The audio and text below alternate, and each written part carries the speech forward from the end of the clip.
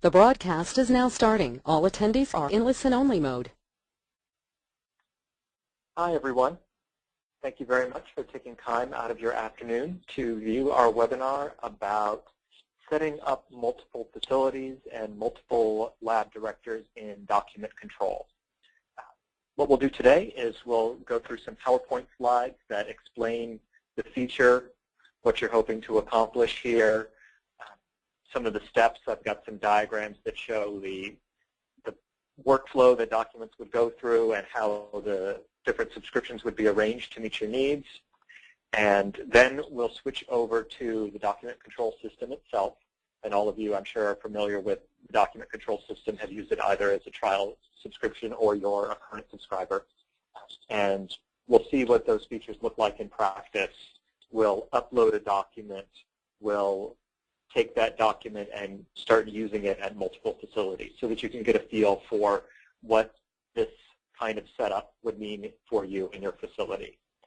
I'm Tim Westover. With me on the line is my colleague Michael Davis, and he's going to be monitoring the chat feature and the question feature. So please feel free to use those if you want any additional clarification as we go through the demo. Please feel free to type away in that box, and he'd be able to get back with you and might send the answer out to the entire group or just send it directly to you, depending on what's appropriate. All right, let's get started here. So why would you want to set up a multi-site subscription and document control? What's your need here? You would want to set this up if you've got 2 or more facilities that are going to operate somewhat independently in document control. So you might have a North Hospital and a South Hospital, or a core laboratory and then a satellite laboratory, and these laboratories have different identities. They have different CLIA numbers, they have different lab director approval requirements, different periodic review that needs to be recorded for each of these facilities. And you also want them to be able to share some documents. It doesn't have to be all the documents. It can just be a limited subset of the documents. Each facility can have its own documents as well as documents that are shared between the 2 facilities. So if that's what you need in your laboratory, if that describes your laboratory system, then this kind of multi-site subscription is going to be what you're looking for. I say multi-site subscription. It's not an extra charge. It's an included feature as part of your system. But you just need to call us so that we can flip this feature for you. And we'll talk about that at the end of the demo here, once we describe what it is that this feature will do for you. So you might have a couple of different scenarios that would lead you into needing this kind of multi-site setup. If you had a corporate type structure where you've got a main chief laboratory and then different divisions, like your core lab, and the remote lab A, remote lab B, remote lab C, and each of those facilities has its own lab director. Core lab has a lab director, remote lab A has a lab director, remote lab B has a lab director. Under CLIA requirements and CAP requirements, each lab director has to sign and approve the procedures for the lab that they direct. So the core lab director, when he or she approves a procedure, that doesn't count for remote lab A and remote lab B if they have different lab directors. So the remote lab A lab director would have to sign up on the procedures before it can be used at remote lab A. The lab director for remote lab B has to sign up on the procedures before they can be used at remote lab B. Another scenario might be if you had related facilities, and in this case, it's not really a hierarchy of a corporate plus divisions going downward. They're at the same level. You have a North Hospital, a Central Hospital, a South Hospital. They share some instrumentation. They share the same corporate policies, so the same vacation policies and quality manuals, maybe safety documents. They might have some of their own procedures. Other procedures are going to overlap between the facilities. And again, each of these facilities has its own lab director, one for North Hospital, one for Central Hospital, one for South Hospital. Here's the usual setup if you just have one facility in document control. You've got your laboratory, which is the white box. It has a lab director. It has its own approval processes and periodic review processes. You set up permissions. You create manuals. You have documents that you have uploaded into the system or written online as the two ways that you can get documents into the system. When you have a multi-site subscription, the setup looks like this. So now we've got two laboratories, two white boxes. Each laboratory has its own lab director, its own approval processes, its own periodic review processes, its own permissions, its own manuals, and its own documents. So they really are like two subscriptions that are running side by side, each with their own essential features. What the multi-system feature adds is that you can share and import manuals and documents between these two different laboratories. So now instead of having two ways that a laboratory can get documents added to its system, uploading the documents or writing them online, there's a third way, which is let me see what procedures have been shared with me. Has the North Laboratory shared its hematology manual? Oh, it has. Let me look at the procedures in this hematology manual and see which ones I would like to use in my South Laboratory here. So we can get the documents because we upload them, because we write them online, or because we can import them from a laboratory that is sharing them with us. Again, if you've got any questions or want some more clarification as we go through, please feel free to use that chat feature, and Michael is on the line monitoring those questions and answering them. So the important concept here is that each facility is really pretty independent. Each facility is going to set its own permissions. Each facility can upload its own documents. Each facility has its own users and groups. Each facility has its own processes and workflows. Think of them as two separate subscriptions that are running beside each other. Now, if you've got people who float between the two different facilities, that could be you've got performing employees that work at both facilities, or you've got submitters who administrate the policy manuals, procedure manuals at two different facilities, that's fine. Each facility can grant document control permissions to any user or group at any other related facility. So if I'm at South Hospital, when I am granting permissions to users, I see the full list of everyone who is at North Hospital and who is at South Hospital. And if the person that I need to assign these permissions to is at North Hospital, that's perfectly fine. You can assign those permissions to that user, even though you're assigning these permissions for South Hospital. And I'll show you what that user gets so that they can switch back and forth between North Hospital and South Hospital. So you can have a user who is an administrator at both North and South Hospitals. The owner facility, so the person that actually uploaded that user, created that user, is the facility that can edit that user if he or she needs a name changed, and would deactivate that user if the user leaves your employment. So if it's a North Hospital user at South Hospital, we can't delete that user or edit that user. That has to be done at North Hospital. Everything else, though, we can do from South Hospital. So now that we've got our two different laboratories, two related laboratories set up, we want to be able to share some documents or all documents between these two different facilities. That starts when a facility shares one or more of its manuals. So at North Hospital, we say, I'm going to share my hematology manual. Other facilities that are within your organization choose what documents they want to import from that shared manual. So North Hospital says we're going to share hematology. South Hospital says, okay, we want the collection procedures, we want the hematology, we want the red blood cell, white blood cell, CBC, but we don't want this chunk of procedures. We don't want this particular submanual. The facility that is importing the documents gets to choose which documents it ultimately wants to use in its facility. And it can say, we want these, but we don't want some of these other documents, even though they've been shared with us. We have our own policies or procedures for this, or we don't do it the same way that our sister facility does, so we need our own procedure. The facility that is importing the documents needs to provide the date that that policy or procedure was last approved by that lab director for the importing facility and the date that it was last reviewed for the importing facility. So if North Hospital, they had their lab director approve it, they've had their periodic reviews take place on it.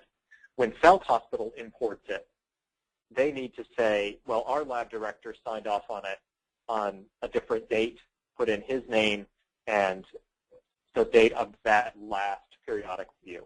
And that's not going to be the same.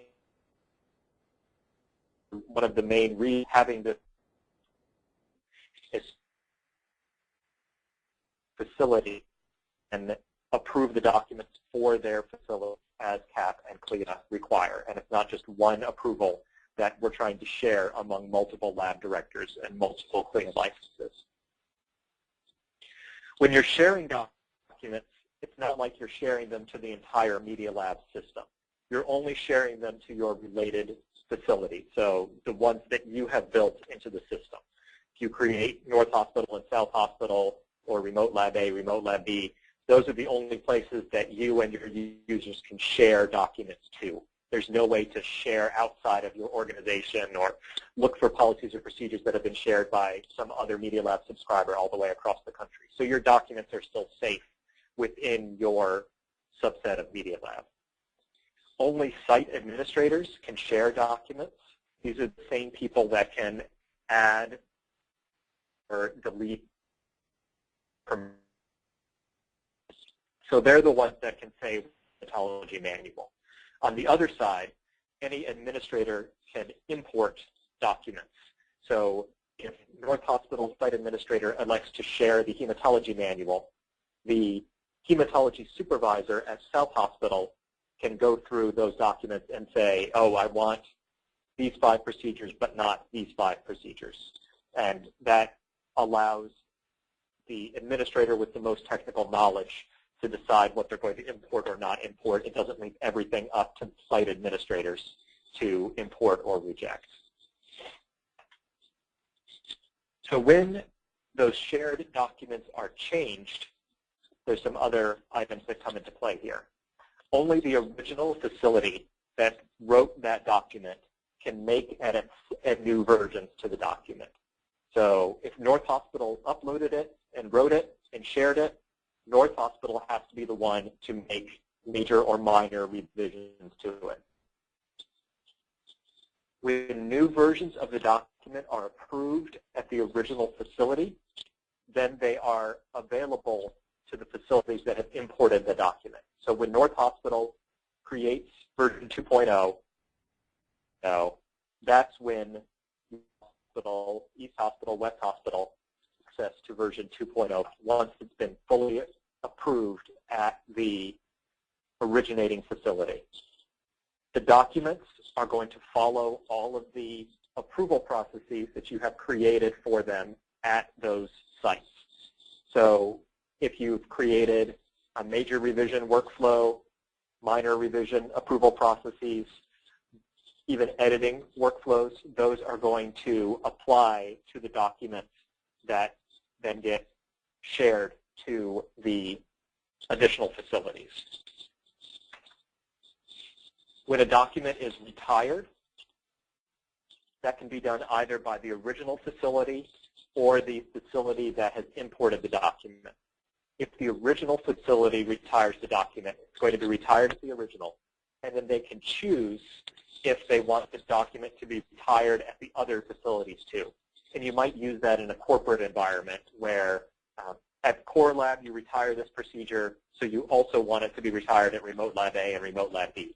That way with just one click you can pull it from all 3 facilities. You might choose to not retire it if you're in a situation where North Hospital is no longer going to use this instrument, but South Hospital is going to continue to use it. it can be retired at North Hospital, but then South Hospital would keep that document until they are ready to retire it. If the facilities that have imported the document retire the document, then it's retired just for their facility, and it does not affect the original facility or any other facilities.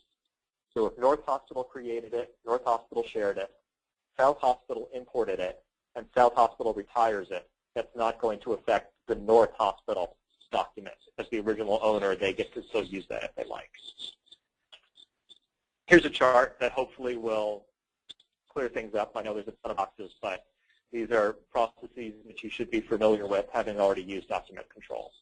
On the left, we've got North Laboratory. They're going to upload a new document to the system. At North Laboratory, we're going to approve that document. So now we've got version 1.0. And they decide they want to share that document with South Laboratory. When they share the document, now South Laboratory, the users there they have a choice. Do they want to use this document? Do they not use this document facility?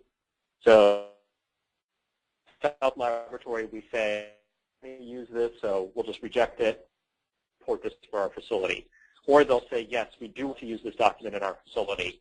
And then that document would go through the approval process at South Laboratory.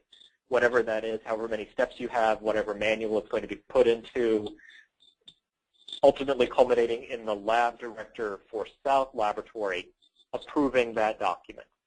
So now North Laboratory has an approved document 1.0, South Laboratory has an approved document 1.0. Now, some time passes, North Laboratory is going to make a minor revision to that document. They can then work on that minor revision. When it's done, they can publish that minor revision, which is the case if you don't have any approval processes for minor revisions, or if there is an approval process for the revision, that approval process would take place, and then the document is published or approved at North Laboratory. Because this is a minor revision, it gets automatically pushed over to the South Laboratory. South Laboratory doesn't have to do anything, and at South Laboratory, the minor revision approval process will pick up. For most people, most of the time, this is just, there's no steps. Minor revisions can just be automatically created and put live. So in that case, no one at South Laboratory has to do anything. South Laboratory's 1.0 is going to disappear, be retired, and the minor revision will become approved and current. The laboratory has to do, no intervention required. If there is an approval process, then that approval process would automatically start. So your section head who approves minor revisions, or your lab manager who approves minor revisions, would get an item on her to-do list to say, corporate or North Laboratory has shared a minor revision with you. You can go in there and approve this minor revision so that you can use it in South Laboratory. Some more time passes, and it's time to do periodic review. Periodic reviews are completely disconnected in the two different facilities. North Laboratory is going to do periodic review on its schedule. South Laboratory is going to do its periodic review on its schedule. And periodic review done at one facility doesn't take the place of periodic review done at a different facility. These are two separate facilities, two different lab directors, two different CLIA numbers, so they're going to need their periodic review demonstrated and recorded for each of these facilities. So once that's done, more time passes. Now North Laboratory wants to make a major revision to the document, have a version 2.0 of this document. So they make the major revision, they edit it, make the changes, go through the approval process. It gets approved at North Laboratory. That will send this document to South Laboratory. Right now, they're still using version 1.1, even though at North Laboratory, document version 2.0 is the approved and current one. At South Laboratory, they're going to use 1.1 until they approve 2.0. And they can decide when that major revision is sent to them if they want to approve it or if they want to reject it. If they reject it, they can stay on version 1.1 or 1.0, whatever they were using before. If they want to use that new version, then they would go through the approval processes that you have built for South Laboratory. So it would go through the section heads at South Laboratory, it would go to the lab director at South Laboratory, and then finally be approved for South Laboratory. And that might be days or weeks after it was approved at North Laboratory. That's perfectly fine. These are two slightly different facilities, slightly disconnected facilities, so they're going to have dates that are applicable just to that facility, not always synced up between all of your different facilities. Now, when North Hospital wants to retire the document, they can retire it, and then they can automatically retire it at South Laboratory. South Laboratory can retire it at any time. It does not affect North Laboratory. So everything is, because North Laboratory is the one who originated the document, everything is being pushed from North Laboratory over to South Laboratory. We could just as easily reverse this chart and say if South Laboratory uploads the document that North Laboratory wants to use, then now the arrows are going to go to the left. So South Laboratory can share the manual, share the document. North Laboratory can import it. North Laboratory can import changes. South Laboratory can make those major revisions and edits. It can go either way. Corporate scenario, most likely you're going to have the lab sharing down to your remote facilities. In a related system situation where you've got a North Hospital, Central Hospital, South Hospital, since they're not parents and children, since they are siblings, they might share between each other more frequently. So what do the facilities have to do in this kind of setup? Well, the original facility would share the document and then follow the approval processes as normal. The importing facility would choose which documents to import, and then they would follow the approval processes as normal. So that's the only new step that we're introducing here is original has to share, importing facility has to do the importing. That's our extra step. Why are we going through all of this? It's because that CAP and CLIA want to see that your lab director has approved this document and done the periodic review for this document for your lab. North Hospital signature, South Hospital's lab director have sign off on it. Each facility has its own separate history of approvals and reviews. Each facility has its own separate controlled copies. Each facility has its own separate history. A document can be overdue for review at one facility and up to date at another facility because periodic review is separate and needs to be done separately for each facility. Now, if you're saying that doesn't sound like what my documents need. My documents say it's the same person who's signing off on these documents, then this particular feature of multi-site subscription may not be something that you need then. If you don't have more than one lab director, then you probably don't need this multi-site setup.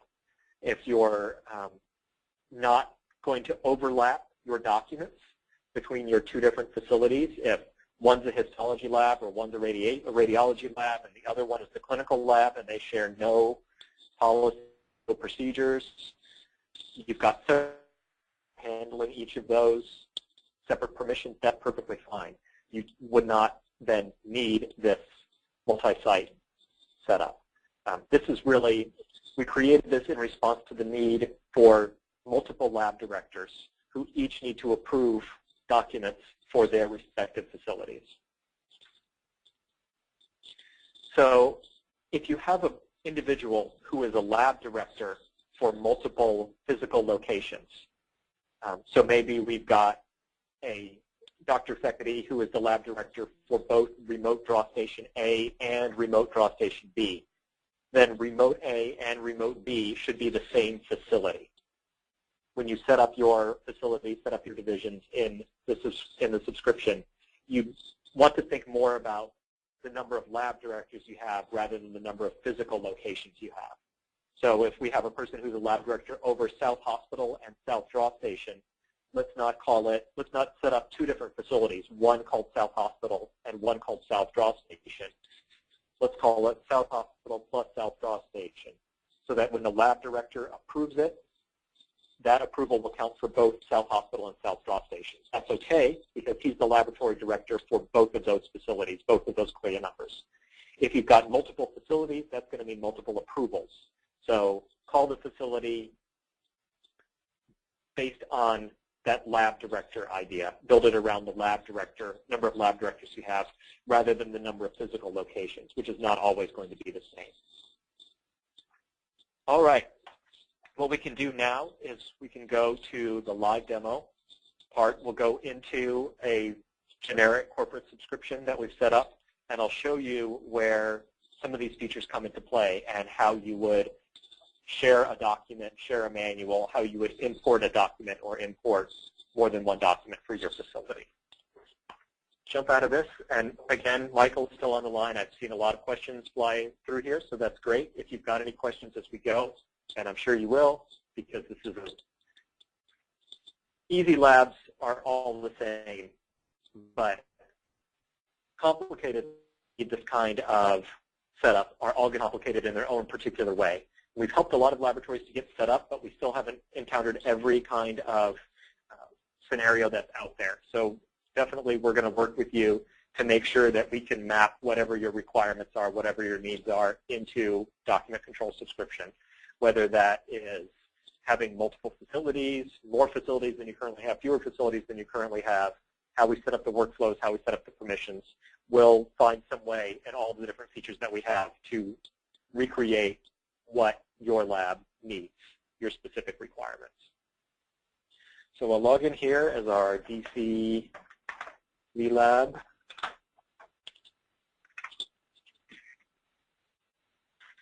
So here is our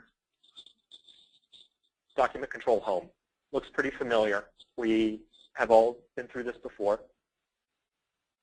The things that are different on this kind of subscription are we have a up here underneath our name that's going to say viewing by default one of your facility names. So in this case, we've got Media Lab Corporate as one of our facilities, and then Lab A, Lab B, Lab C, Lab D. This user and admin has permissions at all of these facilities. And so she can switch to any of these. We can switch to Lab B, and we'll see her to-do list at Lab B. We can switch to Lab A, see her to-do list at Lab A. The documents that you can see, the status of those documents, the manuals that you can see, the reports that you're able to pull up are specific to this facility that you are viewing here in this drop-down list. If a user only has permissions at one facility, so if they're a performing employee and they only have permissions for Lab A or Lab D, they won't get this drop-down box. They'll just go directly to Lab A or Lab D, and they'll only have the choices in this box for the labs that they have. So people aren't going to get lost going somewhere that they're not supposed to be. They're only going to have the drop-down boxes for what's relevant to them. We switch back to corporate here. Under the to-do lists, we can see that we've got a couple different to-do lists. We've got Lab A that has one item on it, and a to-do Lab B that has two items on it. That's because different documents will, depending on your permissions at these different facilities, different documents are going to have different things that need to be done. The controlled copies at Lab A might need to be updated. A document at Lab B might need periodic review, but it doesn't need periodic review at Lab A because someone else has done it. So these are things that are going to show up based on the permissions that you have for the different facilities. When we go to edit manuals and labels, this is going to look just the same for any division that you have very familiar to what you're already used to. We can switch to Lab A. Lab A is sharing, has imported some of the shared manuals from corporate. So they're imported the shared blood bank documents, shared hematology. They created their own histology manual. So Lab A can upload their own documents into histology or other manuals that they create. Lab B, they've got blood bank and hematology, and they also have a microbiology manual that they've created. Maybe Lab A doesn't do microbiology. They're just a histology lab, so they would need a different selection of manuals. That's fine. Switch back to corporate here. Under the Edit Manuals and Labels tab is where we choose which manuals we want to share with which facilities. So here's where we can choose that we want to share hematology with Lab D and Lab B, but not with Lab C or Lab A. So you can choose at the level of the manual or at the level of a sub-manual which documents, what you're going to share between different facilities. You can't choose at the level of document, but the way around that is to create a label that contains the documents that you do want to share. And there can be just one document in that label if you want to. Lots of people have created a label called Documents Shared with South Hospital or Documents Shared between North Hospital and South Hospital. And they put the documents into that label and then share that label. And that lets you share many different documents, even if they're found in different manuals across the system. We'll go back to Edit Manuals and Labels, and we'll go here to our Shared Hematology Manual. So that corporate, this is just a regular old manual, and we're going to upload a regular old document into this manual, the way that we're used to uploading documents, the way we've done it hundreds of times before. Select our file, select our procedure, we upload it. We're going to put it in Shared Hematology. Here's its name. It can have a custom document number, just like we're used to for regular document control. We have our traditional choice here. Is this a new document that's going to require review and approval before it is marked as approved and current? Or is this a document that's already in use?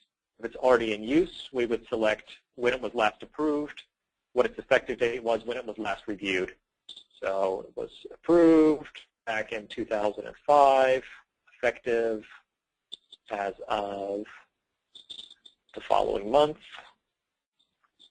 and it was last reviewed on 2/18 of 2014 by Michael Davis. There we go. So we're going to add this document at our original facility. Then we view this document. It views just like normal. Looks exactly like regular document control. What we can now do is we could switch to a facility here, one of these other facilities with which we're sharing the hematology manual. We go to Lab A, you would see that. We go to the to-do list at Lab A. Here's our cord workup 4.3 document. So we're at Lab A now, and we're looking at a document that's owned by a different facility. In this case, Media Lab Corporate. There's fewer things that we can do to this document because we don't own it. We can still view the history. We can put it into a manual, print controlled copies. We can retire it. We can do the approval processes. What we can't do is change its name. We can't change its number. We can't delete it. So there's some limitations on what we're allowed to do with this particular document. Here's the document, same content as the corporate document. And now here at Lab A, we have the same choice that we had at corporate. Is this a new document to Lab A? So even though corporate has approved this document, maybe Lab A has never used this document before. So Lab A wants their lab director to approve the document and their performing employees to sign off on it. Or if we're just getting set up, maybe Lab A already uses this document. If Lab A already uses this document, then Lab A needs to choose when it was approved for this laboratory, which is going to be probably a different date and certainly a different person than approved the document for corporate. So at Lab A, we started using this document in August of 2012. It was effective as of September 1st, 2012. It was last reviewed here at Lab A. It might have been last reviewed back on 9/1/2012. And we can put in the name of the person who reviewed it for Lab A.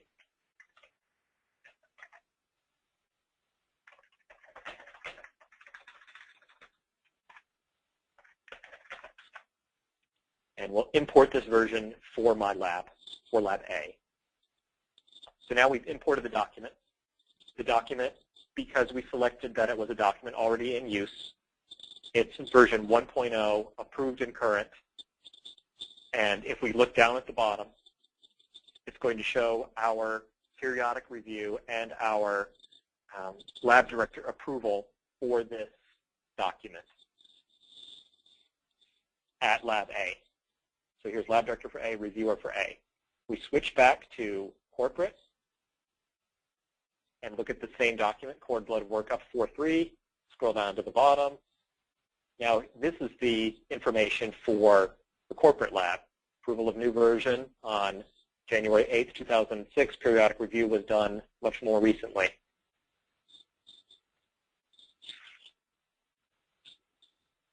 So that is the importing and the sharing process. We upload a document at the originating facility. It gets approved there.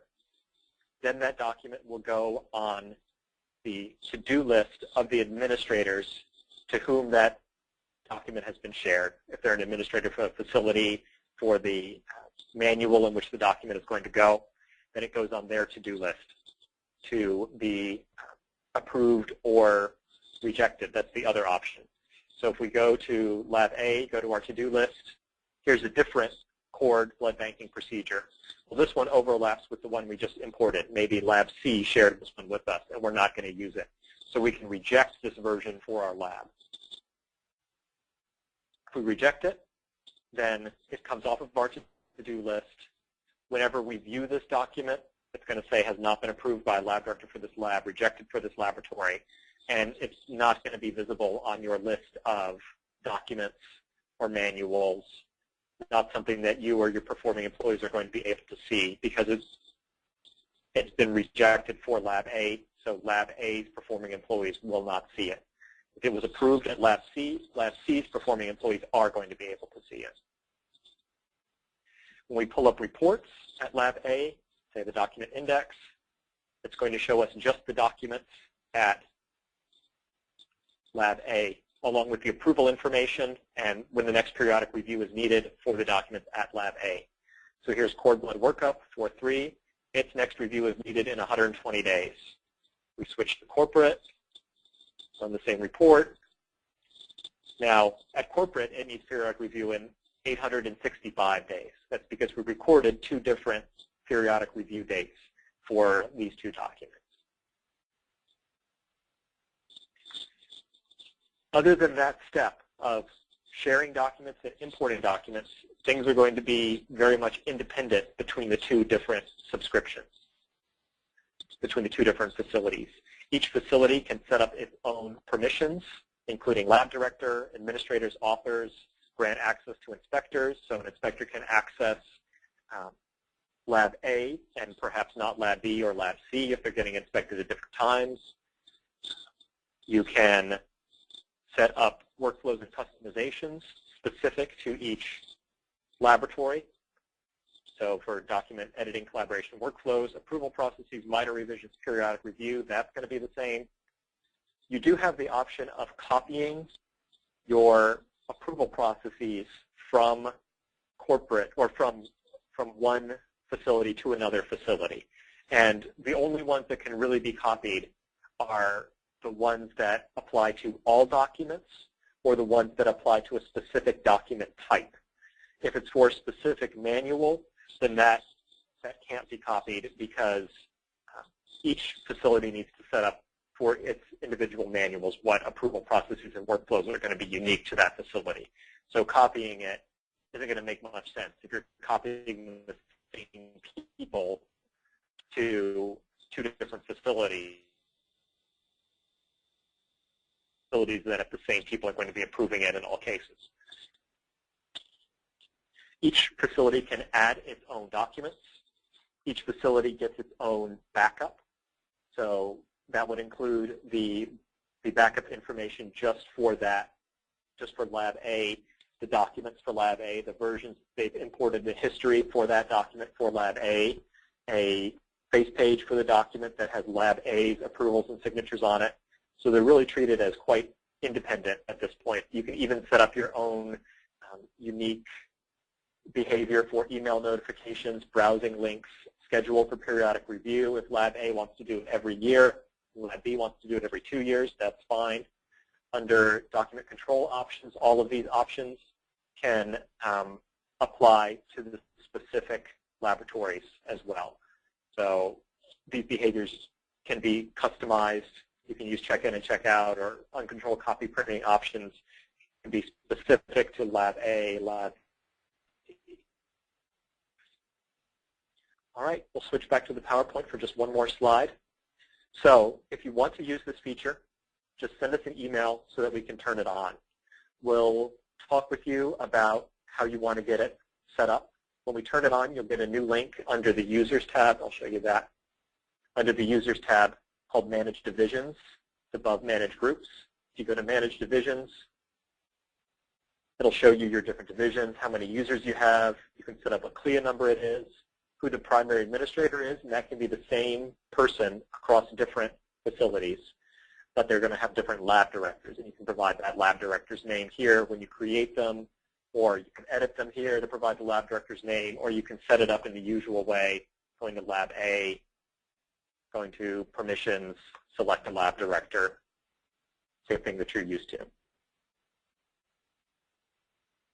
So if you send us an email to support@medialabinc.net, we'll turn on that feature for you, and then we'll work with you to get things configured. We'll probably just exchange a couple emails. We might give you a call just so that we can understand how many divisions you're going to be setting up, how many different facilities you're going to be setting up, and making sure that we're all on the same page as far as how many lab directors are needed, and maybe in some certain cases we might say, you know, you could actually do this better with something else. We could do this better with approval processes and workflows all in one facility rather than having 2 different facilities.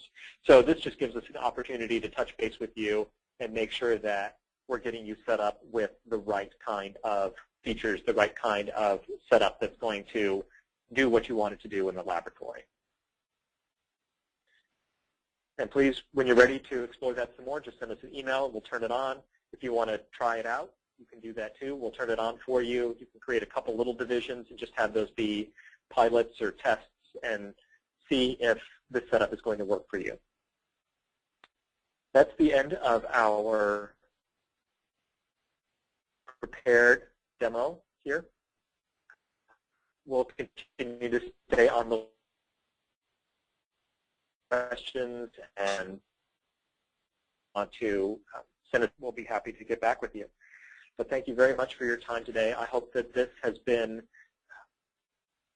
enlightening, that you know now about this additional feature that's part of your subscription, and I hope that this can smooth out your setup process in some of these more complicated scenarios where you have multiple lab directors. Help that this can make your life easier, make your lab directors' lives easier, and help you pass that inspection with flying colors. Thank you very much. Please feel free to continue to use that chat and questions feature, and we'll stay on the line and take a look at things. Have a good afternoon, everyone.